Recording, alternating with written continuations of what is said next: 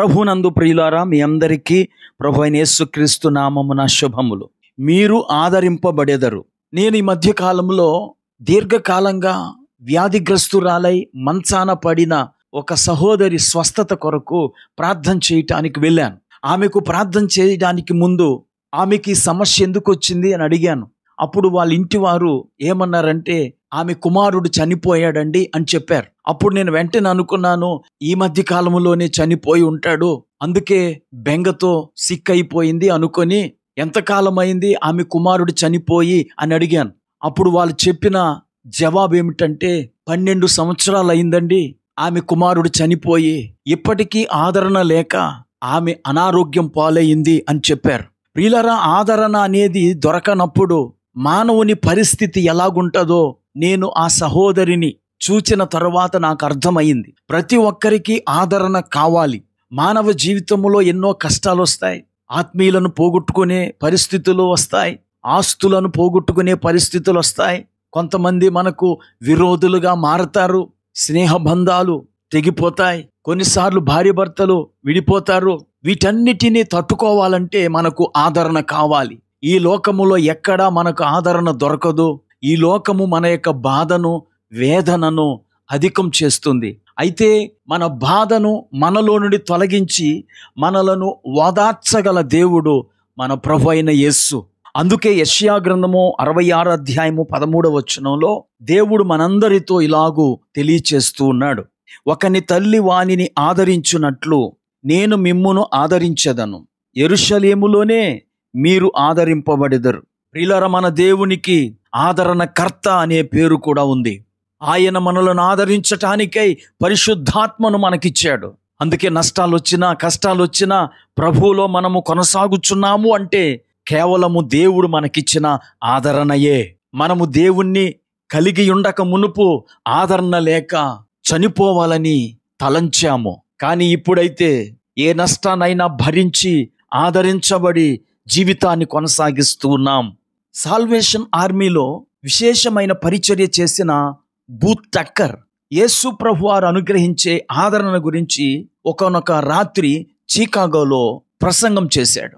ఆయన ప్రసంగం అయిపోయిన తర్వాత ఒక వ్యక్తి అక్కడికి వచ్చి, నా భార్యలాగే నీ భార్య కూడా చనిపోయి ఉండుంటే, మీ పిల్లలు కూడా తమ తల్లి కొరకు ఏడుస్తుంటే, ఆమె ఎప్పటికీ తిరిగి రాకపోతే మీరు చెప్పేవారు కాదు అని అన్నాడు.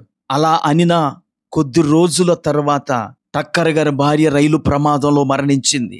ఆమె మృతదేహాన్ని చికాగోకు తీసుకొచ్చారు. ఆయన ఏ చర్చిలో ప్రసంగం చేశాడో ఆ చర్చిలో పెట్టారు. ఆరాధన అయిన తర్వాత టక్కర్ గారు తన భార్య యొక్క ముఖములోనికి చూస్తూ అక్కడికి వచ్చిన వారందరి వైపు తిరిగి ఇలా అన్నాడు, నా భార్య చనిపోయి ఉంటే యేసు అనుగ్రహించే ఆదరణను గురించి మాట్లాడనని ఒక వ్యక్తి ఇదే స్థలములో నాతో అన్నాడు. ఆ వ్యక్తి ఎక్కడ ఉండుంటే నా భార్య మృతదేహపు సాక్షిగా నా ప్రభు ఆదరించువాడని, నేను నా భార్యను త్వరలోనే కలుసుకుంటాననే నిరీక్షణతో నా ప్రభు యొక్క ఆదరణ గురించి చెప్పగలను అని చెప్పాడు. ప్రియమైన దేవుని బిడ్డలారా, ఈరోజు నా ప్రభు నాకు ఓదార్పునిచ్చాడని ఆ వ్యక్తికి నేను తెలియచేయాలనుకుంటున్నాను అన్నాడు. నిజమే, మన దేవుడు ఆదరణకర్త.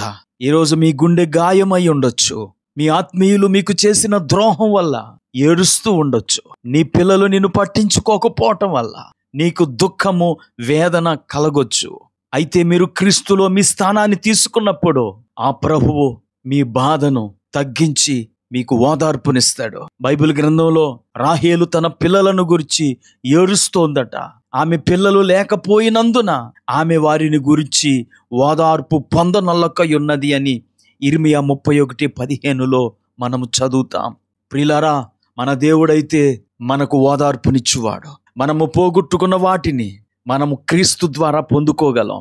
సిక్లగులో నివసిస్తున్నప్పుడు దావీదు సమస్తమును పోగొట్టుకున్నాడు. తన భార్య బిడ్డలు చెరలోనికి వెళ్ళిపోయారు. తాను కట్టుకున్న ఇల్లు కాల్చివేయబడింది. తాను సంపాదించినదంతా దోచుకొనబడింది.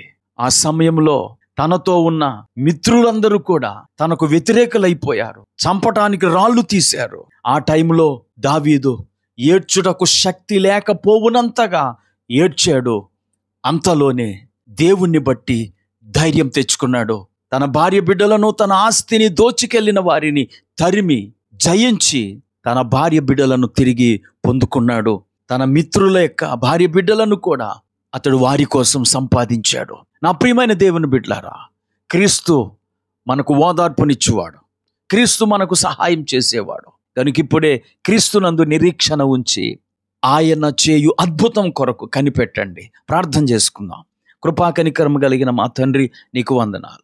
ఇంతవరకు నీ వాక్యము ద్వారా మాతో మాట్లాడు. ఈ మాటలు ఎవరైతే వింటున్నారో వారు దేనిని గూర్చైనా దుఃఖపడుతుంటే మీరే వారికి ఓదార్పును, ఆదరణను అనుగ్రహించమని యేసుక్రీస్తు నామములో ప్రార్థించి వేడుకుంటున్నాము. ఆమేన్.